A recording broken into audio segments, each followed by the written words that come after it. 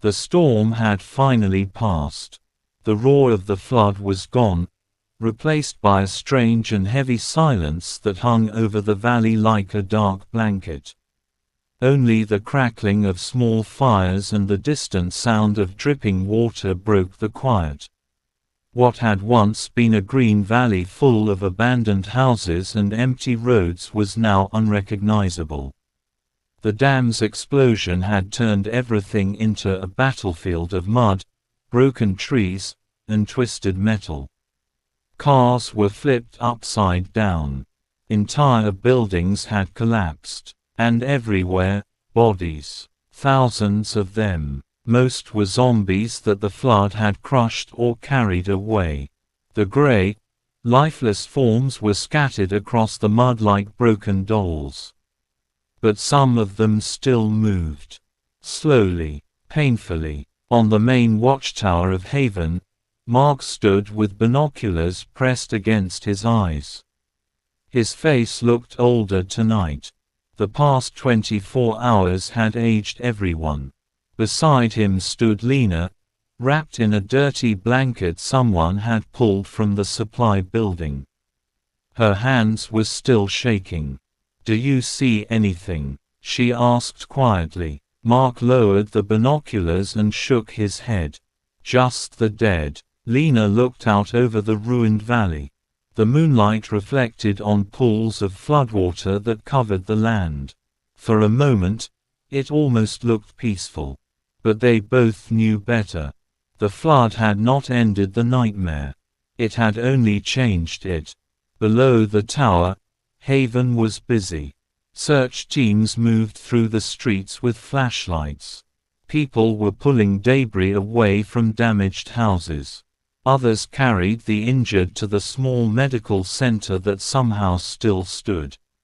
No one slept. No one could. Mark finally spoke again. "The dam bought us time." Lena nodded slowly. "But time for what?" Neither of them answered. Inside Haven, chaos had turned into grim determination. Survivors moved through the damaged settlement in organized teams.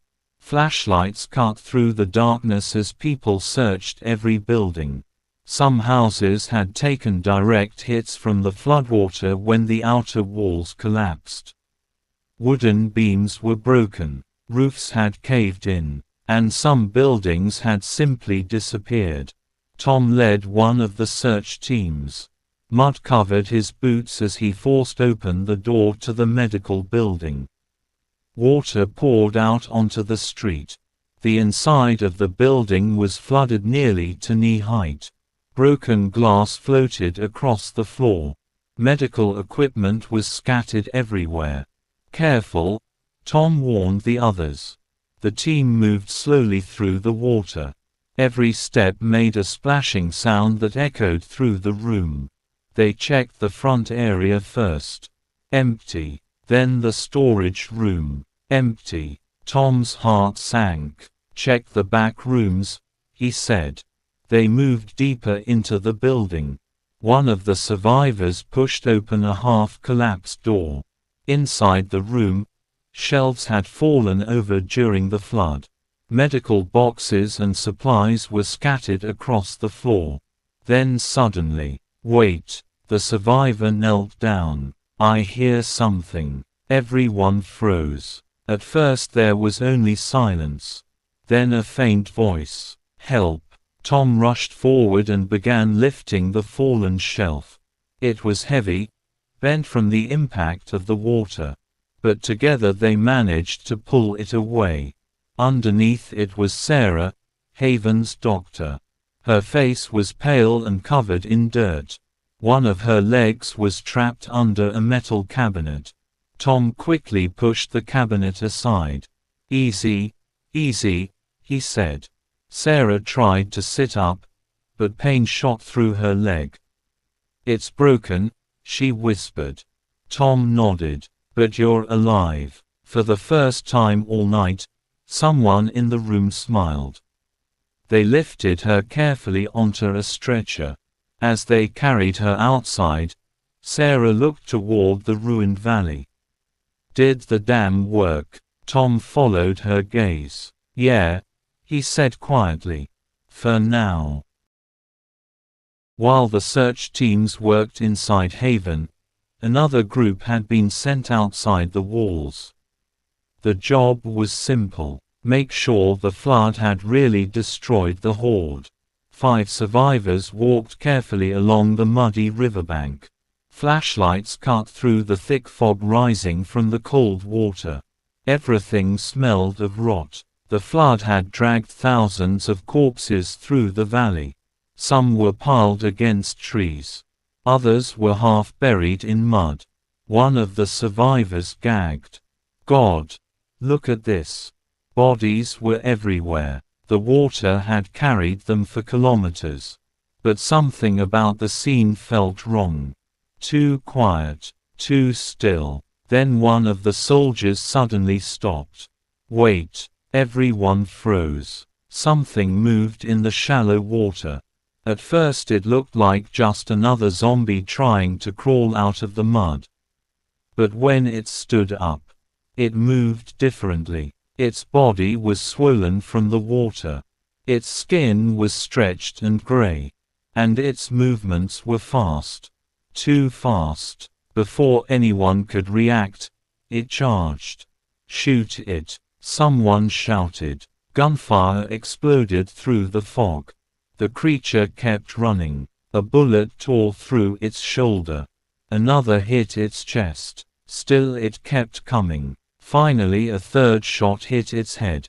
The creature collapsed into the water. The survivors stood frozen. One of them slowly approached the body.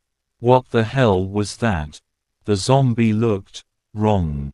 Its muscles were swollen. Its bones twisted, almost as if the flood had changed it.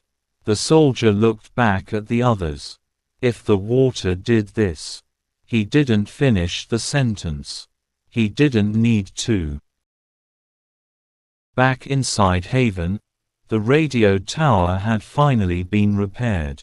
A small generator hummed loudly in the background. Sparks flickered across old wires as someone adjusted the controls. For months the radio had been useless. Storms had destroyed most communication systems when the world collapsed. But tonight, something had changed. Static filled the small room. Lena leaned closer to the speaker. "Anything?" The technician shook his head. "Just noise." Then suddenly, a voice. "Any survivors?" "Repeat, any survivors? This is Outpost Raven." Everyone in the room froze. Mark grabbed the microphone. "This is Haven. We read you." For several seconds there was only static. Then the voice returned. "You're alive? Good. We've been searching for other settlements." Mark exchanged a look with Lena.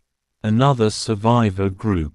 After months of silence, Lena stepped closer. "Where are you?" There was a pause. Then the answer came through the radio. "Approximately 200 kilometers north." The room went quiet. 200 kilometers. It was far, but not impossible. Then the voice continued. "You need to evacuate your settlement." Mark frowned. "Why?" More static. Then the answer came clearly. "The horde you destroyed with the dam." A long pause. Was only the front of it. The room felt colder. "How many are behind it?" Mark asked. The voice replied slowly. "Millions." Far beyond the valley, on a high rocky hill that overlooked the ruined land, several dark vehicles were parked between the trees. Military trucks. Engines silent. Lights off. A group of armed men stood around a portable observation scope pointed directly toward Haven. Through the lens, the settlement was visible in the distance. Fires burned across the walls where the flood had damaged the defenses. The leader of the group lowered the scope slowly. A scar ran across the side of his face. "So," he said calmly. "They survived." One of the soldiers beside him crossed his arms. "Barely." Another man checked a tablet showing thermal images of the settlement. Still about 200 people inside the walls. The leader nodded. Strong enough to defend themselves. He looked back toward Haven again. Strong enough to be useful. One of the younger soldiers asked quietly, "What do we do now?" The leader smiled slightly. "Nothing. Yet." Behind them, more trucks waited in the darkness. Dozens of soldiers, heavy weapons, and equipment that looked far more advanced than anything the survivors in Haven had. The world had not ended for everyone. Some groups had survived much better than others. And they were watching. Back near the flooded riverbank, the patrol team had dragged the strange zombie body onto dry ground. They stood around it in uneasy silence. Up close, the creature looked even worse. Its arms were swollen with muscle. The skin had split in several places where the pressure of the flood had crushed its body. But what scared them most were its teeth. They were broken and jagged like shattered glass. One of the survivors shook his head. "This thing almost outran us. That's not normal." The team leader crouched beside the corpse. He carefully turned its head with the barrel of his rifle. "The water changed it," he muttered. Another survivor looked back toward the valley. If one of them changed, how many more did? Nobody answered, because they all knew the truth. The flood hadn't just destroyed zombies. It had mixed bodies, chemicals, mud, and bacteria together in ways nobody understood. And somewhere out there, something worse might be forming. Then suddenly, movement in the fog, more shapes rising from the mud. 3 zombies staggered out of the water.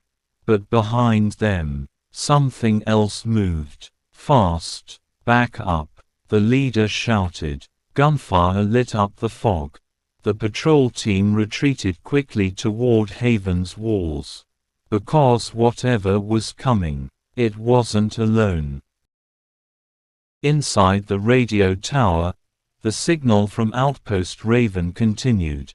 The voice on the radio sounded tired, exhausted, like someone who had seen too much. "We tracked the horde for months," the man explained through the static. "It's migrating south." Mark frowned. "Migrating?" "Yes. Like animals." Lena leaned closer to the microphone. "How big is it?" The voice hesitated. Then came the answer. "Bigger than anything we've ever seen." Mark felt a cold weight settle in his chest. "How long until it reaches us?" More static. "Then, maybe 3 weeks." 3 weeks. That wasn't enough time. Not for 200 survivors. Not with damaged walls. Not with limited supplies. Lena looked around the room. "We need to start moving people." Mark nodded slowly. "But where?" The voice on the radio answered before anyone else could speak. "Come north. To Raven. We still have aircraft." That made everyone freeze. Aircraft. Helicopters. Maybe even planes. For the first time since the world collapsed. There might be a real chance to escape. The moon had climbed high above the valley. The fires in Haven burned lower as survivors slowly returned to their homes. But outside the walls, something was changing. In the distant darkness of the forest, shapes moved silently between the trees. Hundreds of them, then thousands. The flood had scattered the horde. But the dead were gathering again. Slowly, relentlessly, like a tide pulling itself back together. On the watchtower, Mark scanned the horizon again with his binoculars. At first he thought the movement was just shadows. But then he saw them. Rows of bodies walking through the trees. More every minute. He lowered the binoculars. They're coming back. Lena looked out into the darkness. The ground beyond Haven seemed to move. Like an ocean of black figures shifting in the night. How many? She asked quietly. Mark didn't answer immediately. Finally he said, "Too many." Behind them, the generator lights flickered across the settlement. People were tired, injured, some still searching for missing family members. And now, another wave of the dead was already forming. The flood had bought them time. But time was running out. The night in Haven grew colder. Fires burned low, and the survivors huddled together in the main hall. Outside, the horde continued to gather, but for now, the walls held. Mark looked around at the exhausted faces. "We survived today," he said quietly. "And we'll survive tomorrow, together." Lena added, "But we can't wait. We have to prepare. More are coming, and they won't stop." The camera slowly pans over the ruined valley, showing the dark silhouettes of the dead gathering in the distance. A final distant howl echoes through the night. Mark turns back to the group. "We'll get through this. And if we stick together, there's hope." Narrator, if you want to see what happens next, join the survivors as they face new dangers, unexpected allies, and the relentless dead. Don't forget to hit subscribe and turn on notifications. You won't want to miss the next chapter of the apocalypse. Subscribe now and stay with the survivors. The nightmare is far from over.